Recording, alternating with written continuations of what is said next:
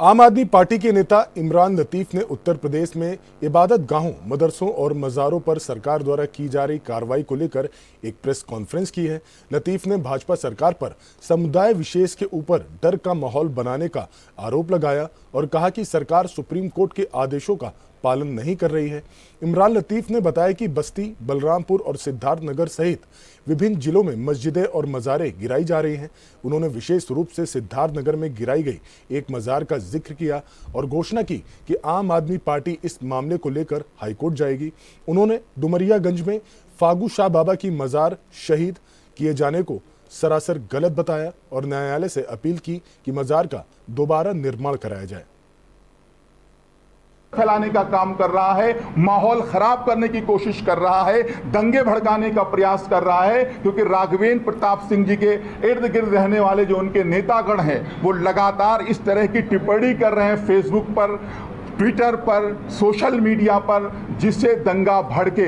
यहाँ तक बात हो गई कि डुमरियागंज में खून की नदियाँ बहेंगी, लेकिन अभी तक वहाँ का पुलिस प्रशासन मौन है। वो भारतीय जनता पार्टी के कार्यकर्ताओं पर, भारतीय जनता पार्टी के नेताओं पर किसी भी तरह की कार्रवाई से बचता हुआ नजर आ रहा है। इससे साफ पता चल रहा है कि जो कुछ डुमरियागंज के अंदर घट रहा है, चाहे वो मज़ार के शहीद होने की बात हो और चाहे उस मज़ार के नाम पर नफरत फैलाने की बात हो, इस घटना के नाम पर जश्न मनाने की बात हो। आप बताइए, अगर पशुचर की जमीन थी, प्रशासन ने खाली करा लिया, तो भारतीय जनता पार्टी के लोग जश्न मनाने वाले कौन होते हैं?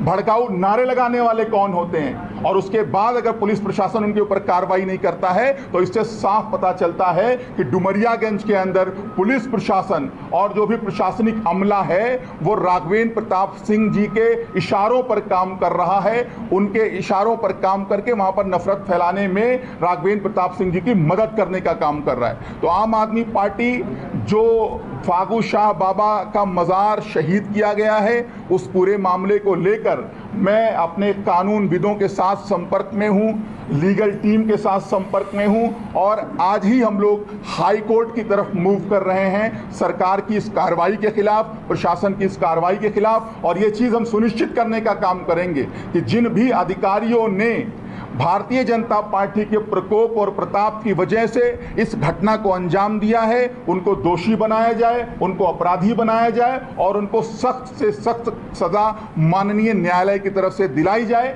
दूसरी बात, माननीय न्यायालय से हम ये उम्मीद करेंगे कि वो फिर से उस मज़ार को बनाने की अनुमति प्रदान करेंगे और हम लोग एक भव्य मज़ार बदलिया डुमरियागंज के अंदर बनाने का काम करेंगे। अभी आप कह रहे हैं न्यायालय का जो है कोई कहना नहीं माना जा रहा, सब अपनी मर्जी से कर रहे हैं, तो क्या लगता है कि न्यायालय से आपको जो है इंसाफ मिल पाएगा? बिल्कुल, देश के अंदर हमको बाबा साहब के संविधान से पूरी उम्मीद है, हमको देश की न्यायिक व्यवस्था पे भरोसा है। अभी बहराइच की मज़ार के विषय में आपने देखा सैयद सालार मसूद गाजी साहब की जो मज़ार का मामला था, उसमें किस तरीके से माहौल ख़राब करने की कोशिश की गई, किस तरीके से मुख्यमंत्री की तरफ से बयान दिए गए, उनके नेताओं की तरफ से बयान दिए गए। लेकिन माननीय हाई कोर्ट ने जो फैसला दिया वो स्वागत योग्य था, वो अमन पसंद लोगों को खुश करने वाला फैसला था। और कहीं ना कहीं हमको बिल्कुल भरोसा है, हाई कोर्ट के ऊपर भरोसा है, सुप्रीम कोर्ट के ऊपर भरोसा है, देश की अदालतों के ऊपर भरोसा है, देश की न्यायिक व्यवस्था के ऊपर भरोसा, हमको इंसाफ मिलेगा। नहीं इंसाफ मिलता तो क्या रणनीति रहेगी? देखिए, अगर हाई कोर्ट से हमको इंसाफ नहीं मिलता तो हम सुप्रीम कोर्ट में जाएंगे।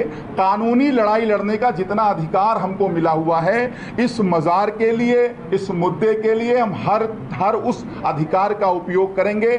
हमने ये प्रण लिया है कि जिस तरीके से गैर कानूनी तरीके से अगर उस मज़ार को गिराया गया है, तो कानूनी तरीके से, संवैधानिक तरीके से, लोकतांत्रिक और कानूनी लड़ाई लड़के हम उस मज़ार को वापस बनाने का काम करेंगे।